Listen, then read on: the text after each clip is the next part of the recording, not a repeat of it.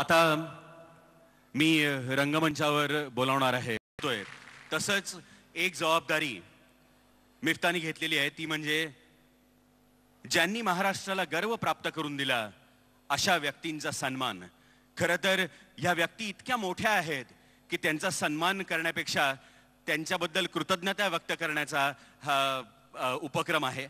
आज गर्व महाराष्ट्राचा हे लवासा मिफ्ता 2010चं पारितोषिक आणि त्याचे मानकरी किंवा ते आज आमच्याकडनं स्वीकारणार आहेत आणि त्यांनी स्वीकारायचं कबूल केलंय. मी त्यांना रंगमंचावर येण्याची विनंती करतो.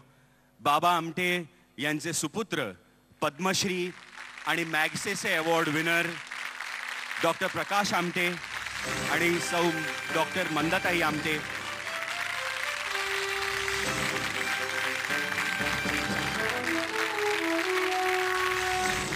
दुबईमध्ये Sheikh Hamdan bin Rashid Al Maktoum award for medical sciences हे पारितोषिक स्वीकारण्यासाठी ते आज इथं उपस्थित आहेत.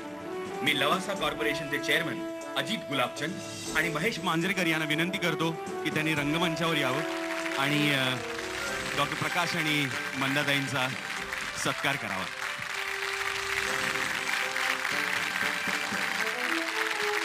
लोकबिरादरी प्रकल्प हेमल कसा 1974 साली सुरू झाला.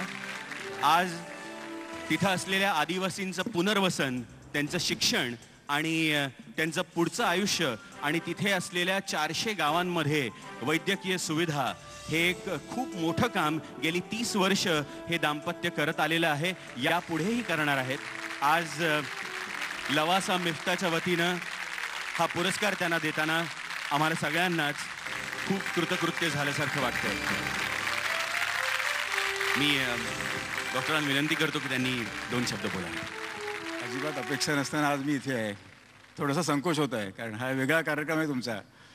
पण एका महाराष्ट्रातल्या एका कानाकोपऱ्यात छोट्याशा काम करणाऱ्या जोडप्याचा असा सत्कार होतोय. महाराष्ट्रीयन लोकांनी किती प्रेम करावं. जगभरातल्या आम्ही भारावून गेलो. आणि खरोखरच मी म्हटल्याप्रमाणे आजचा हा मनोरंजनाचा कार्यक्रम आहे. या ठिकाणी आमचा सत्कार करण्याचं काही कारण नव्हतं, पण आपण दाखवलेल्या प्रेमामुळे आम्ही खरंच भारावून गेलो. आणि माझ्या मनापासून हार्दिक धन्यवाद आमच्या दोघांचे आणि आपल्या कार्यक्रमाला शुभेच्छा. धन्यवाद.